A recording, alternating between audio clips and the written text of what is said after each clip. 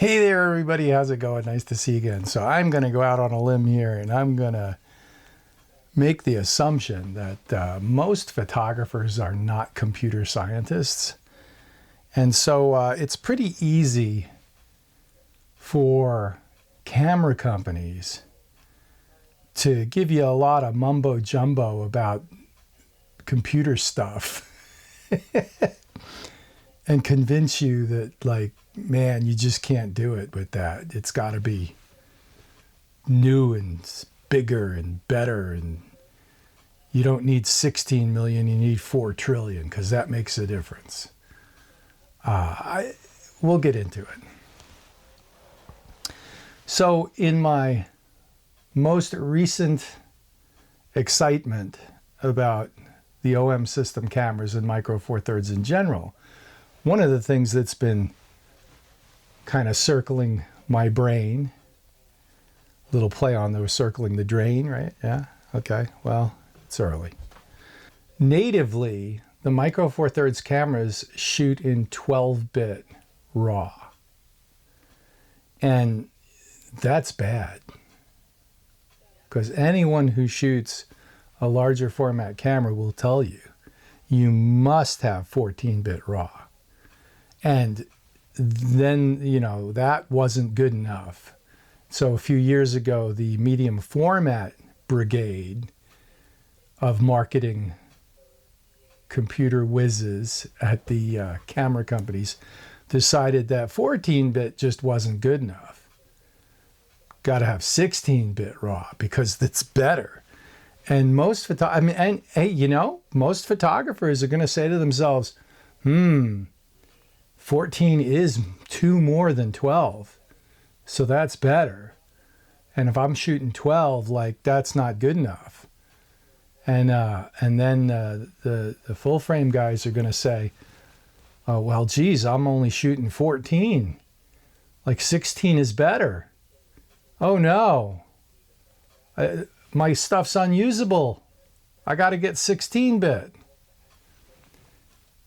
The only problem with that is I don't think a lot of people understand what it all means. Like, what is the practical reality? An uncle of mine, my mom's brother, he was a professor of mathematics at Princeton University. So clearly not a dummy. But you know what? He never parked his common sense. As brilliant as he was, he never parked his common sense. He'd say to me, like, his design students or some of his students were working on projects, and they started working on them on computer, and he'd point to the computer diagram, and he'd say, okay, this thing you're building here, this bolt, how big is it? And he always said that the kids would be like, well, I don't know. And he said, but you're designing this. He said, you need to know how big that bolt is. He said, I'm not talking about down to the millimeter. I'm talking about, is it that big or is it that big? And the kids didn't know because the computer made it so abstract that they didn't understand the big picture, okay? And has that happened in photography? None of us are computer scientists. We don't understand the big picture. So if you don't understand the big picture, marketing departments can sell you anything. Okay, that's what I'm on about here. So let's talk about 8-bit, 12-bit, 14-bit. It's very interesting, and I apologize. I'm gonna have to get into some numbers here because I looked it all up to see what the big bahoo was.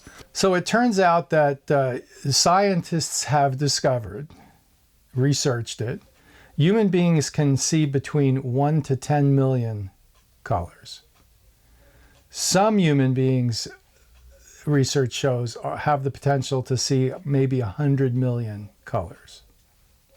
Not bad, that's a lot. But on average, most human beings see between 1 and can differentiate between 1 to 10 million colors. That's amazing. I'm surprised by that, but that's what the research shows. So what about our lowly 12-bit RAW files that are completely unusable according to some people? They reproduce 16 billion colors.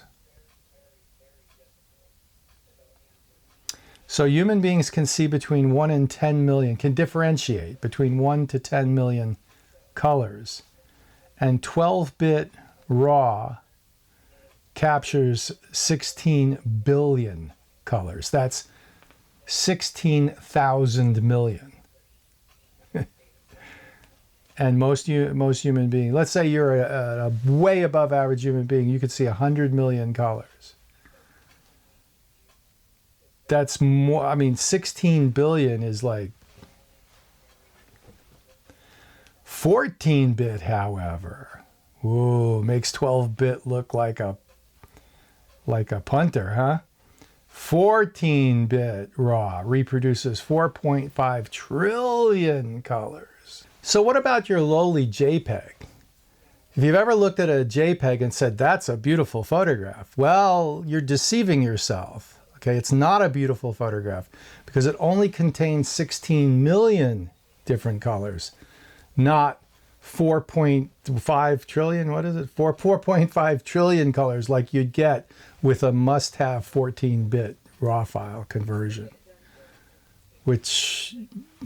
So you see what I'm getting at here. When it comes to digital, get used to compromise because you're throwing away information. And what do I mean by that?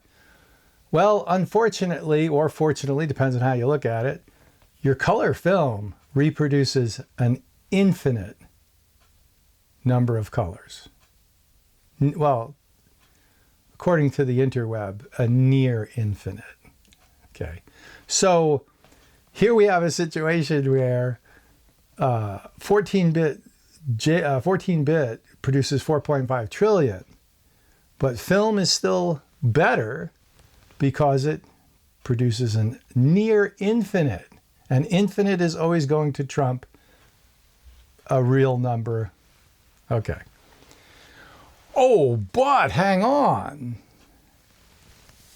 Clearly, you can't see all those colors, so digital's better. Okay. If that's your argument about film versus digital in terms of color reproduction, keep going. You can't see all those colors.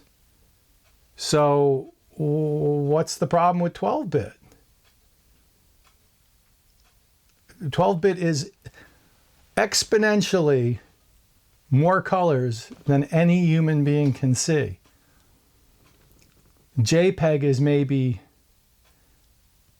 more or less depending upon who you are, right? Because JPEG is 16 million colors and the average human being can see 1 to 10, but some people can see 100 million. So for the few people that can see 100 million, JPEG might come short of the mark.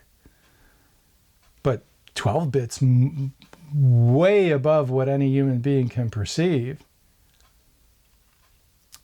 But you got to have 14-bit, you got to have 4.5 trillion. But then film is infinite. So film is better than 16-bit. Film is better than digital medium format. It's a near infinite color reproduction. Can't have your cake and eat it too. Which is it? Right? If it's so important to you that you have to have 14-bit or 16-bit RAW files, then you might as well start shooting some film because the film is better. If it's so important that it's got to be better and it's got to be so much that you can't perceive the difference, well, then shoot film. Right? I'm trying to point out absurdity by being absurd, right? Okay, that's what that's about. When you start actually diving into the science, like you kind of have to do with digital, you realize that, and for anyone who's going to make the comment in the comments that, well, you 14-bit, you got to have 14-bit because, you know, whatever. Prove it. Make a print, make some photographs. I want to see the difference.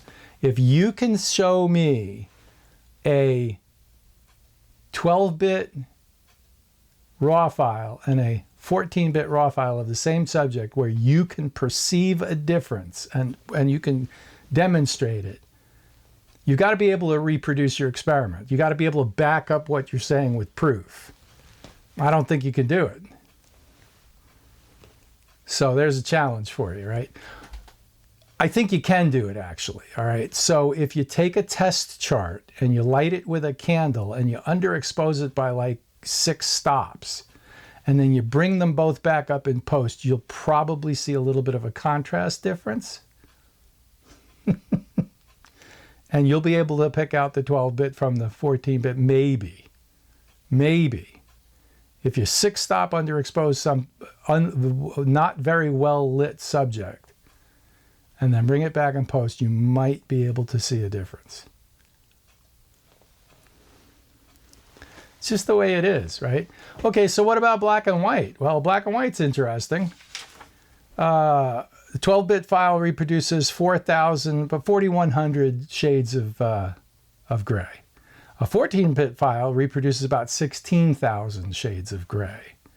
An 8-bit JPEG reproduces 256 shades of gray. The human eye can see between 30 and 500 shades of gray. So, in terms of proportions, we're exactly in the same places with the color, except for maybe the JPEGs. In black and white, you may not want to use JPEGs for printing. So they kind of look okay on a screen, kind of, but yeah, you can perceive, well, I don't know, 30 to 256. Let's say, yeah, we're in the same place with the JPEGs as we are with the color, right? Depending upon who you are, you might be able to perceive more. Yeah, well, so you get what I'm getting at here. But it's the same situation. 12-bit is more than enough, because anything more than that is redundancy, and you're not going to be able to see it anyway. Yeah, there's no point. As far as I can tell from the research that I've done, there's no point in shooting 14-bit or 16-bit. It's not a must-have thing. It's, as a matter of fact, all it does is clog up your hard drives. So it's probably, if you're going to shoot digital anyway, it's probably not needed. And I'm perfectly comfortable and happy shooting 12-bit RAW files. Interestingly, the OM1 Mark II and the OM3, I believe, have a high-res mode that shoots in 14-bit. How necessary is it? I don't think I'm going to bother. All right, if I was so worried about it and so concerned about it, I'd shoot film, because film is near infinite.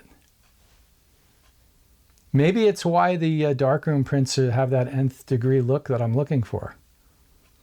I don't know. There is a slight something missing, but everything's a compromise. Digital's a compromise. Darkroom work is hard. Not just because of the skill necessary. I took care of that years ago. I'm not bragging. It's just, it's because it's time consuming, and it's there's no instant gratification with film. It's a lot of delayed gratification and a lot of delayed frustration. With digital, like, you guys all know the benefits, but if you're going to make the compromises, keep going. There's marketing companies, there's digital camera companies that are trying to sell you stuff you don't need. And if their arguments really held up, you'd be shooting film, because film is still superior. All right, I've waffled on long enough, but this is some of the research I've done. Again, my channel is about stuff that interests me, and I think other people might find it interesting as well. I subvert the dominant paradigm. And there's people, unfortunately, very few people in photography these days are computer scientists. So there's a lot of misinformation out there, and there's a lot of spin. And when you delve into the science of it all, there's a lot of things that are taken for granted that are just wrong. So, you decide, but you gotta be open to the information, and you gotta make your own conclusions. So there it is. All right. Thanks for watching. Check out my Patreon channel. It's just zipping right along. I mailed out the print packs, and so that's fantastic. And subscribe here on YouTube, because YouTube is a popularity contest, and the more subscribers a channel has, the more the channel is motivated to make more of this kind of content. So, as Statler and Waldorf used to say, this is as good as it gets. And the other guy would say, pretty sad, huh? Thanks for watching. We'll see you out there. Have a great one. Bye.